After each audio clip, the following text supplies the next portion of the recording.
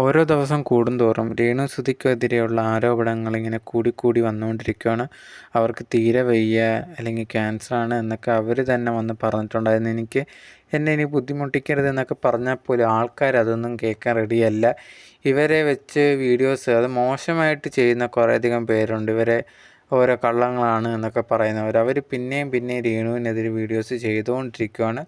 ഇടയ്ക്ക് വെച്ചൊന്ന് കുറഞ്ഞതാണ്. പിന്നെ കിച്ചുവിന് ഒരു ഇഷ്യൂ ആയിട്ട് വന്നതിന് ശേഷം പിന്നെ ആൾക്കാർ ചെയ്യാൻ തുടങ്ങിയിട്ടുണ്ടായിരുന്നു.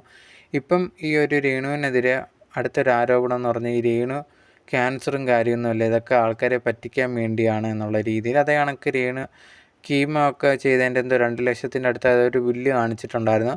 അപ്പോൾ അതെല്ലാം വ്യാജമാണ്, ഇതിൽ നിന്ന് തന്നെ മനസ്സിലാക്കാം ഈ ഒരു രേണു പറയുന്നതൊക്കെ കള്ളമാണെന്നൊക്കെ പറഞ്ഞിട്ട് കുറേയധികം ആരോപണങ്ങൾ വെച്ചിട്ടുണ്ടായിരുന്നു. ഇതിനൊക്കെ മറുപടിയായിട്ട് രേണുവിൻ്റെ സഹോദരി വന്നിട്ടുണ്ടായിരുന്നു. ആ ബില്ലൊക്കെ കാണിച്ചുകൊണ്ടാണ് വന്നിട്ടുണ്ടായിരുന്നത്.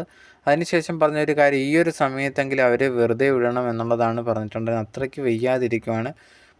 എന്നിട്ട് പോലും ആൾക്കാർ ഇങ്ങനെ വെറുതെ വിടാതിരിക്കുന്നത് ഒട്ടും ശരിയല്ല.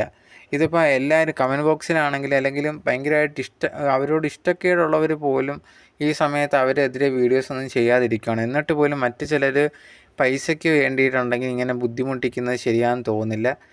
എല്ലാവരുടെയും വീട്ടിലും ഇതേ കണക്ക് എന്തെങ്കിലുമൊക്കെ സംഭവിക്കും. ആ സമയത്ത് നിങ്ങളെ പറ്റിയൊക്കെ ഇങ്ങനെ പറഞ്ഞുകൊണ്ട്, അല്ലെങ്കിൽ നിങ്ങളുടെ കുടുംബക്കാരെയൊക്കെ പറ്റി പറഞ്ഞുകൊണ്ട് ഇതേ കണക്ക് ആരെങ്കിലും ചെയ്തു കഴിഞ്ഞാൽ നിങ്ങൾക്ക് എന്തുമാത്രം വേദന ഉണ്ടാവും.